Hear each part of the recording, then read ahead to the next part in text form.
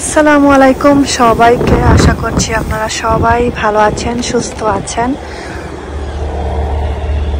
আমাদের মন্ট্রিলে 2 দিন ধরে স্নোস্টর্ম হচ্ছে, দেখেন কি অবস্থা।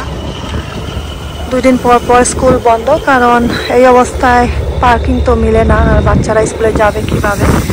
এই জন্য আমার বড় মেয়েও অনেক বেশি দুষ্টামি করছে, কারণ স্কুলের মতো তো আর বাসায় এত বেশি অ্যাক্টিভিটিস করানো যায় না। ওরা যেভাবে রাখে বাচ্চাদেরকে, আমরা সারাদিন তো সেভাবে পারবো না, আমাদের আরো কত কাজ আছে।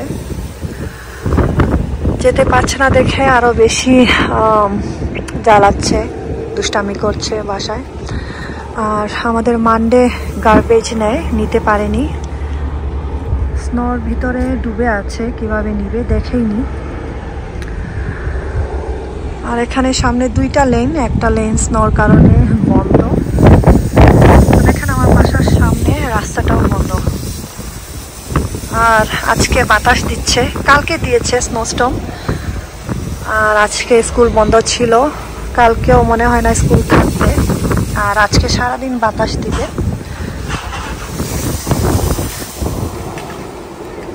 দেখেন কেমন বাতাস। পাগলাও আউই সেভরে ওই।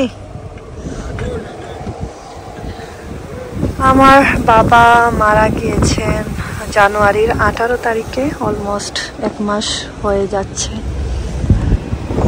সবাই দোয়া করবেন আমার বাবার জন্য, অনেক কষ্ট হয়েছে। কেমোথেরাপি 2.5 বছর দেওয়ার পরে একটা আশা থাকে যে আমি সুস্থ হয়ে যাব।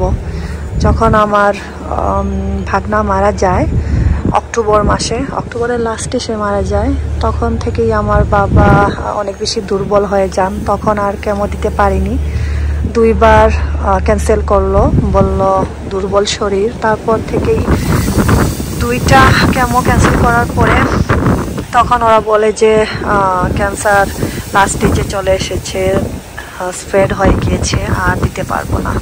তারপরেও আমাদের আশা ছিল, সবারই তো একটা আশা থাকে যে ডাক্তার যাই বলুক, আল্লাহর উপরে ভরসা, হায়াত থাকলে বাঁচবো, সুস্থ হয়ে যেতেও পারি। তো আমরা বাংলাদেশ থেকে হোমিওপ্যাথি ওষুধ আনার পরে এখানে এসে, আর সেটা হল্ডে ছিল, কারণ এটা ইলিগাল, এখানে ডাক্তার ছাড়া এখানের কেউ অন্য দেশের কোনো ওষুধ ইউজ করতে পারবেন না, সেটা বুঝেছিলাম। তাও আমরা ট্রাই করেছি, বাংলাদেশ থেকে পাস হয়ে যায়। এখানে আসার পরে আর কি সেটা আর আমাদের হাতে লাগেনি, বুঝিল আর কি। কিন্তু হায়াত যতদিন ততদিনই তো বাঁচবো আমরা, কোনো কিছুতেই কাজে আসবে না। তো একদিকে আমরা নিজেকে সান্ত্বনা দিই যে কষ্ট থেকে আল্লাহ আমার বাবাকে মুক্তি দিয়েছেন, কারণ মারাত্মক কষ্ট হয়েছে। পানি জমতো পেটে, সপ্তাহে 2 বার পানি বের করতো, যেদিনই বের করতো প্রায় 1 লিটার পানি বের হতো পেট থেকে, চিন্তা করেন। আর সপ্তাহে 3 দিন পরে বের করতো 1 লিটার করে, প্রায় 3 লিটার পানি বের হতো সপ্তাহে। তো মারাত্মক কষ্ট হয়, আর খাবার খেতে পারতেন না। তারপরে পানিটাও লেগে যেত গলায়। তো পানি আমরা হেভি করে একটা পাউডার মিলে প্রেসক্রিপশন দেয়া থাকে, সেটা ইউজ করতাম, পানি ঘন করে দিতাম, তাতেও উনি খেতে পারতেন না। তো মারাত্মক কষ্ট হয়ে গিয়েছে। এজন্য আমরা নিজেকে সান্ত্বনা দিই যে আল্লাহ এখন ওনাকে ভালোভাবেই রাখছেন ইনশাল্লাহ। কারণ আমি যতটুকু মনে করি আমার বাবা একজন বেহেশতি মানুষ, কারণ এক তো অনেক কষ্ট হয়েছে, যাদের ক্যান্সার হয় তাদেরকে নাকি আল্লাহ অনেক মায়া করেন, এই জন্য এদের ক্যান্সার হয়। এরকম রোগ আল্লাহ যাদের দেন, মনে করবেন তারা আল্লাহর অনেক পছন্দের বান্দা। আর দুনিয়াতে থাকতেই তো মারাত্মক কষ্ট হয়েছে, এই জন্য বলি যে আমার বাবা এখন অনেক ভালো আছেন। দুনিয়াতে থাকতে কষ্ট হয়েছে, খেতেও পারতেন না, আল্লাহ ওনাকে মুক্তি দিয়েছেন এই কষ্ট থেকে। সবাই দোয়া করবেন। বাবার সাথে আমাদের বাবার বাড়িও চলে গিয়েছে, বাংলাদেশে তো আর যখন তখন যেতে পারবো না। এখানে বাবার বাড়ি বাবার সাথেও চলে গিয়েছে, কারণ আমরা 4 বোন, আমাদের ভাই নেই, আর সবাই তো যার যার সংসার নিয়ে ব্যস্ত। তো আমার মাকে আমার কাছে নিয়ে এসেছি। আমার বাবার শেষ ইচ্ছা ছিল ছোট মেয়ের সাথে থাকবেন, তো আমার মাকে নিয়ে আসি। এই তো দোয়া করবেন আমার মাকে যেন আল্লাহ ধৈর্য দেন, শক্তি দেন।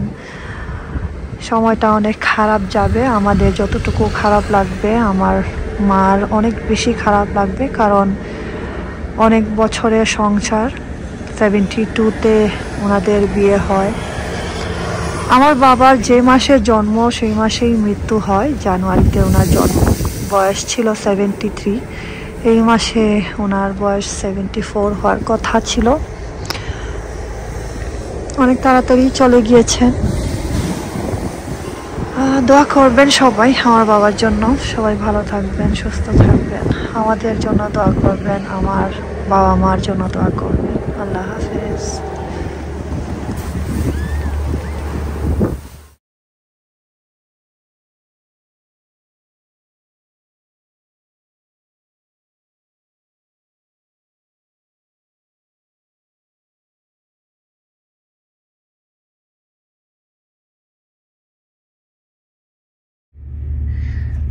What is the